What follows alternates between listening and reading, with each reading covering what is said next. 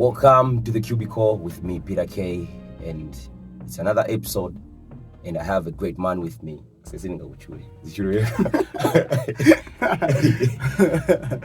Okay, so my name is Mavi Bagali. I'm an artist. I think that's about it. That's all. Yeah, that's about it. When I say I'm an artist, like It covers everything. It encompasses everything from like being a visual artist, a sound designer, a producer. I don't know, people like to call it producer or beat maker or yeah. So you know what? When I was thinking about this episode, I was thinking about the one who introduced me to you and how long our friendship has been. For how long? Probably, I think that was 2013. Yeah. That was 2013. Mm-hmm. And I got to know you because of LMG. Yeah. Gift lambo. But how was this friendship? How can we explain this friendship? Just because I know you make... I knew you because of music. And we got connected because of music. Yeah. How has this friendship, in terms of music and everything that we can talk about, how has it been? Okay. Let me explain it this way. So I got to know you because of LMG. Yeah. And that was 2013. You guys had a crew. Yes. So we used to be in the same room, but then we wasn't as friends. Yeah. So I remember the first day we came to your house, the LMG. He was living at the Kuba. Yeah, LMG's bread baby. So we came to your place, and I was like, this guy, what's it phone we changed? Like we was like, such stuff. Then you came home. You came to my place. You was working on Humba's EP. No, that wasn't the first time. Just because you remember, I was looking for a bit of something like Fusion. You see this, I don't know. Yeah, swagger. Yeah, swagger like. Yeah, I remember. Yeah. It was like that. So, just to give people the background of it all. So, but we got too close when I produced I'm Into Jesus, the sample. Like, hey, you, I'm into Jesus for Humba. And that time, I was just making beats. I didn't even know that people are going to like love my beats or whatever. So you came with Humba, and somehow you believed in me. You were convincing. Okay, sometimes I can be convincing. Sometimes I can. For those who don't know me, so I talk a lot, so I can be very convincing. You know what? Okay, you are making a beat and you're rapping on it, and I'm like, I think this beat is good. Yeah, I have to do that to sell. That was a selling point. At some point, that was a selling point. But all in all, now it's been like almost a decade. A decade. And this friendship has taught me a lot. So, like today, coming here, I was thinking about it. And I was thinking, you said, I don't really have a concept for us. We just have to sit down and talk. Yeah. So, I was like, okay. Then the only thing that came in my mind was, this other day we were talking, and you told me that, you know what, man, Christianity is not about being perfect. Yeah. It's not about being perfect. It's about going back every time you feel like you messed up. Yeah. I don't know if you're still on that page, Yeah. Right now, like you're into theology school, so everything we have to check in. Everything we have to check. Yeah, it's not about perfection. Yeah. So that made me even realize. I think that sentence played a very big role in like our friendship. Like we come from two different paths. Yeah. I'm a conscious rapper, and you are like a gospel rapper. But then you're like, we can be in the same room, and even the respect is mutual, and the friendship is like original. It's not even friendship right now. It's brotherhood. Yeah. So I would say that this friendship has been really great. Considering you believe, I believe in you, and I believe that you're gonna do greater things. You're actually doing greater things. even with this. So let me point out this. I think many of the times I've told you this. Like, okay, there was a time when I'm processing things now and then, and I get to feel, okay, I think I'm good at this. Then meeting you, you always challenged how I think. So the more you challenged how I think that was the one thing that made me think this guy challenged me how I think. Then it made me stick to you more. Like, okay, I think I need to be challenged. I remember when we were working at that album, The Art of Testifying. There was a moment that That was a moment. Yeah, you had to say, no, bro, let's stop working at this. And you gave me Slaughterhouse. Go listen to it. You are missing a lot of bars. I'm like, come on, people say I'm a good rapper. How good does this guy? I had to humble my ego and go back and started listening to Slaughterhouse. I'm like, okay, there has to be punchlines, have to be like this. And if I'm switching a flow, it has to be like this. So I think that's one of the things that also helped me out to stick on you. I was like, okay, if this guy really challenged me how I think, then it's worth sticking on him. Just because if somebody, the way I process things, if somebody doesn't really challenge me, I feel very superior. To me, I think it's human nature. Where if somebody doesn't challenge you, you feel like, I'm just good. Not only does it, I don't know, I feel like it also doesn't give you room to like grow when you're not challenged. But for me, it wasn't really trying to challenge you. Like, okay, like I would wake up in the morning and be like, okay, today this is what we're gonna do. Nah, it wasn't that. The thing was, I saw the room for improvement. Yeah. And I saw the ability to listen. You have the ability to listen. You have the ability to understand when somebody's telling you that, okay, this is nice, but you can do better.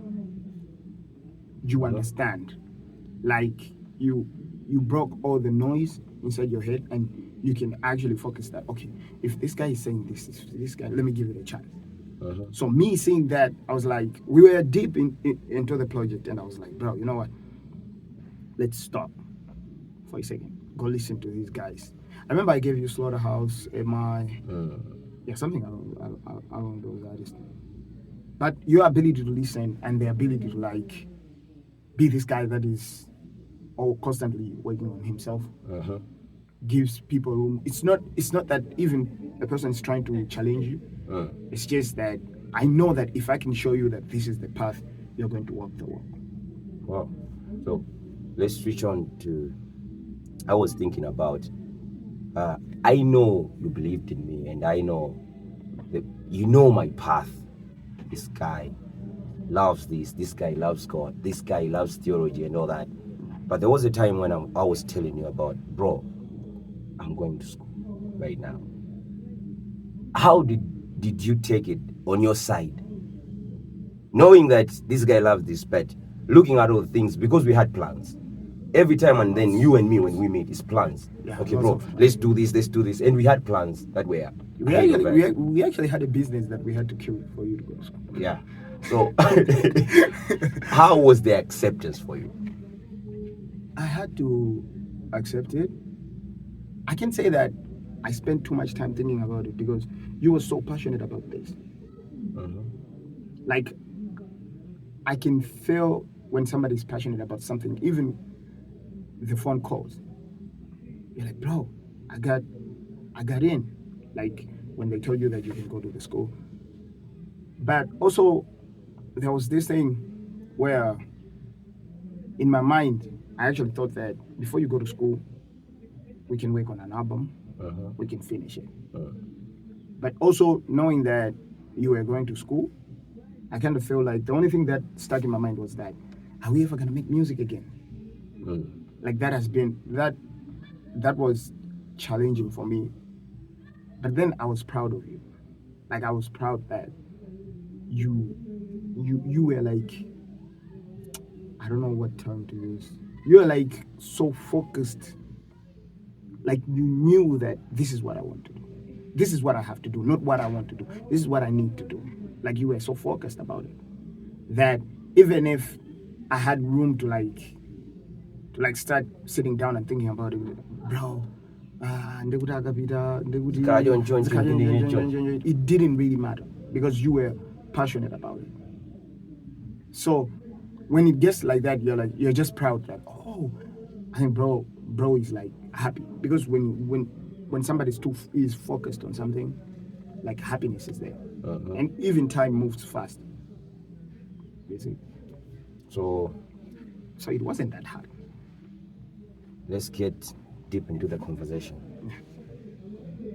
Times where maybe I've hurt your feelings, times where moments that we can point out to say, bro, this moment you did the worst thing that I didn't like it. Can we point out that? For me, I'll start with the time that we went to record at Kelvin's place. And we got there at the place, started recording, and you just started. You got into your mode, yeah. You got into your feelings and started, bro. This, and you got into your feelings and got out of the room, mamas. Bro, what's happening? And you were mad that day? Yeah, okay. I failed to process the whole thing, like, because I knew you, I know you better, but that moment when something is happening, I knew Kelvin as a friend, but you as a brother. Then I'm standing in the middle. Everything is happening like that. So you walked away and you walked away and you were waiting for me outside. So I'm like, what's happening? I remember. If I have to process that, okay, first of all, I'm sorry because you've never said that. You've never said that. It was like, I remember telling you that when we were walking home, I remember telling you that if you would have stayed. Yeah. Okay, the funny thing is like, you walked out of the room, you closed the session, and walked out of the room just because the guys, I know you guys are just using me, and you got frustrated. You closed the session, you walked out of the room. I didn't. But then we don't have to blame anybody because it's just a situation that. And you were like, bro, if you had stayed in that room, my brother, I'm like, but looking at it now, I think there would have been a better way of dealing with it. I think there would have been a better way of dealing with it, but I was hurt. Yeah, I understand. I was hurt. And how? And you understand? I just feel like I didn't deal with it like better. I think I would have done better. But at the end of the day, yeah, I'm sorry. I think I need to. I think I also have to talk to Kevin. My side. The day that I was pissed, I don't think I can recall. I don't think I can recall a day that I was genuinely pissed at you for doing something. Probably it has to be my paranoia, I think. Usually my paranoia comes from like, I wouldn't say you have this thing, and it applies to all my friends. So all my friends have this thing whereby you don't segregate people. You talk to like a lot of people. You don't put feelings in, like, whether business, whether just having conversations with people. So at some point I was dealing with some people that were hurting me, but then you was smiling with them. But that was something I wanted to point out. There was a time where we were talking about this record deal, and you're like, bro, I've moved on. I'm like, bro, yes, you have moved on, but let's try to work things out. And everything. At that moment, I was like, I didn't. At first, I used to like, okay, why is he siding with them? Like, why? You know, I was young and very like naive. I was like, why is he siding with them? But then I kind of feel like for like a month, for like 2 weeks or a month, I was like, I distanced myself. Like, I used to be on my own so much. Probably because of the hurt too. But it was just trust issues. Not really that you have done something that I was like me rushing out of the studio. But the other thing that it can be hard to point out is just because most of the times when something happens, we point it out immediately. Yeah. Bro, what you did you did wrong on this. So it's hard to point out that this is the moment, just because every time something happens, things get fixed. Yeah, in the same moment. Like, I feel like the brotherhood is built on very uncomfortable conversations. Yeah. Very uncomfortable conversations that makes us very comfortable going forward. So most of the times, we can have these conversations because of the conversations. Like, when something happens, you're like, Marvin, no, I didn't like the way you reacted. And actually, that wasn't the first time you told me about Kevin. Yeah, I think area 24, I said something when his wife was moving. It's like the whole way, from there up to here, you're like, don't, bro, that wasn't good. That wasn't good. I didn't like that. And this other day, I screamed in a minute. Yeah. You hated that. So, going to an end of the conversation, I know we talk about music, I know we talk about life, we talk about plans, and we can't skip religion out of it. Yeah. And many other times, Mr. Cubic. Yeah. No, not because we're talking on the cubicle, but even in our conversations. Yeah. It's something that we always talk about this. We talk about religion. At some point, I thought I was a philosopher. So I want to ask you, what's your stand on religion? You're a guy who talks a lot on things and a lot of knowledge on things. So what's your stand on religion? My stand, if I have to be honest, I feel like right now my stand is, I have to say this in detail. Kuzakala anene. And the times is now, but we are so naive that we choose to neglect that. We can say it kuti kuzakhala nene munyenga. But then kulianhambira kubanga zinto zoti in the name of tikozoti osati mudzina la Mulungu. Yeah. Kungokhala kuti ndi aneneri. For self glory. Of which that would be approximately maybe 98% of the preachers, right? Yeah. But then we turn a blind eye. Which goes to my stand. My stand has always been that I remember asking you, are you going to be a pastor? Yeah, now and then. That's the question I'm dealing with. But you gave me a very distinctive answer before you went to school. Because that was one of the, we had this conversation. I remember I asked you, are you going to be a pastor? You said, no. Yeah. Very fast. You said, no, I'm not going to be a pastor. I want to study theology because I have my ways of giving out the message. It's not just me having a church. Yeah. It's me. The idea is giving the message. Yeah. It's not about building a church or something like that. I know it's good to build a church, but then I have to give out this message to the people. So with that being said, I feel like there's a problem with organized religion. Like things that are organized by humans. Like people organize things selfishly, I would say, for their own benefits. So the same thing I would say kusiana kwa religion the actual works of spirituality. I think that creates a problem. But my stand is, I think we need to see things for what they are, not what we would love for them to be.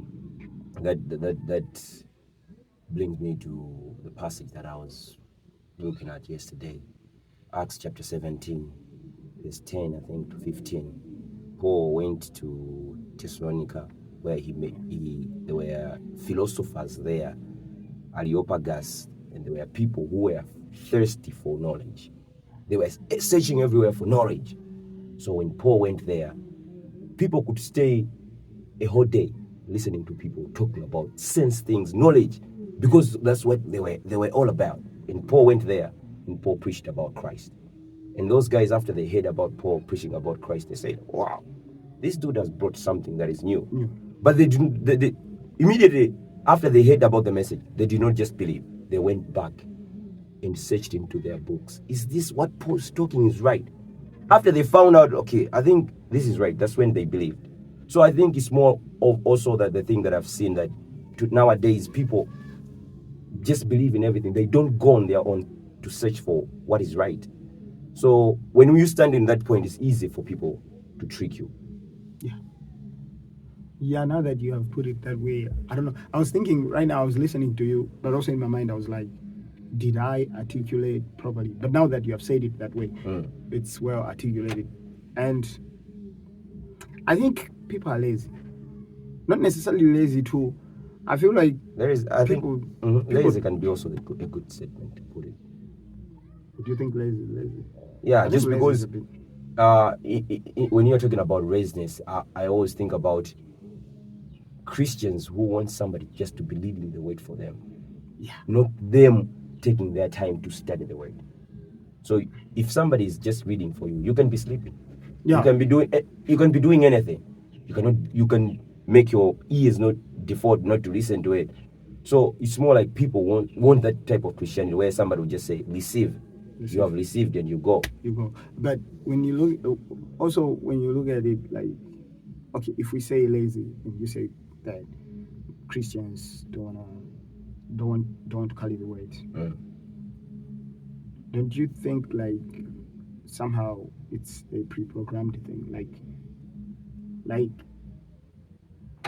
the works of like the devil pre-programming people that people should feel like they don't have to do certain things on their own? Somehow, if you say that, I think we have put so much weight on the devil, removing the weight on us and just putting, this is the work of the devil. But what part are we praying? Just because sometimes if we just point out, it's the devil, what are you doing about it? Now that comes that question. Now that you have now that you have took it there. Okay, before we finish, that is. Yes. Before we finish, I wanted us to talk about something. Now that you have already gotten there, I was thinking about this. Thing. I don't know if I'm right or if I'm wrong. I want to see your view on this. Okay. I want to hear your view on this. I was thinking that a lot of people who are Christians, they have entitlement issues. Yeah, not in a bad. I wouldn't say bad or good. It's technically this is coming from. I feel like a lot of people become born again or Christians because they need somebody to blame. Okay. They need something higher to blame for something that actually just needs their brain to think. I don't know. I feel like we have gotten to a point where people just love to like, I can go sin, blame the devil. I can be in problems that I actually made myself and call on God. Yeah, that is true. I'll agree with what you're saying, just because Paul once pointed out the same thing to say, just because we have been saved, are we going to continue sinning? He was talking, I think, to the Galatians. Now you have received the message, you believe in the message, but you are going back into sinning just because you know that the message is full of grace. Are you going to take that grace for granted? So I think that's how also people are valuing the message right now. Okay, I'm saved, I can do anything. But then the next verse he says, no, we shouldn't take that grace for granted. Just because one of the things that people also don't want to hear nowadays is, no matter even if you're a Christian, even a Christian, if you sin, God is holy, that he will never leave sin unpunished. He will forgive you, but he will let the consequences come. You see? So it's more of a moral law. It's a moral thing. Yeah. Mother, you steal from me, I forgive you, but you're going to face the law because you steal. You're going to stay in Maola. You have to face the law. I have forgiven Mother, he's still, but the law has to still work on you. So I used to struggle. I used to struggle with the law that they have to arrest you because you tried to kill yourself. You know they still arrest you. Yeah. I used to struggle with that. But now I understand it. Mm. Even from what you're saying, Mm. it's the law. Yeah. You have to deal with the consequences of What? what you do. So it's more of that, where Christianity nowadays, it's not about blaming us. And the biggest part is, what are you playing? Just because if you believe in the message, yeah, I understand it's all about believing.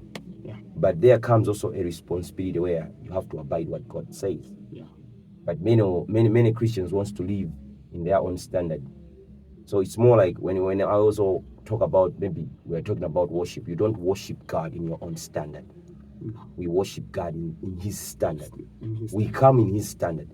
So if you say, I want to worship God in my own way, no, God will not accept that, because he has set a standard where he says, okay, come to me in this way, through Jesus. Meaning, say, without Jesus, there is no what? There is no such thing. And that worship will not be accepted. So I think that's more of that. Yeah.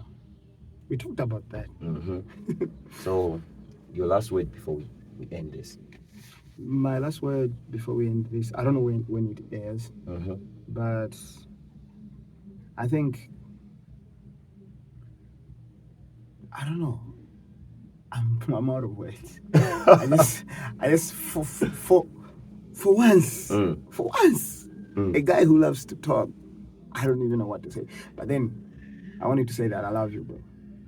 Like there's so much that could have happened. There's so much that you have done for me. I don't take it for granted. And I know that sometimes I can be naive, I can be stupid sometimes, but you should know that I know that you believe, and I know that you care, like deep down. And I can never take that for granted. That's so deep. My last words will always stand out. The same thing that you have said. You've always been a big bro to me, man. I remember the time I told you that, man, I want to move out from school. It doesn't make sense. I knew where I was going, but the reality of going to a place where everything is stuck, I need to start working, I need to do this and do this, a place where there are no people that I can say, bro, let's work on music, let's talk about this. And it's just a place, just academical place. So, and I told you, bro, I think I need to go. I need to come back home. And I think that conversation is still up to now. When I want to make a decision of maybe doing something, it always hits me. But you always told me, bro, go back to your first love. The love that brought you there is the love that is gonna keep you there. So, man, same. Oh, and that really plays a big role in my life to say, okay, I have someone. And most of the times, when something hits, you're the first person that comes in my mind. I'm like, I think this guy will view it in a most of the time. I take you view things in a different way, because that's the point you stand in my life. Like, okay, I can talk to this person, but Marvin will view it in another different way, but he will try to understand what I mean to a point of view where we come to a conclusion. So, same to me, I will never take that for granted, and always keep up the big bro status. Till next time.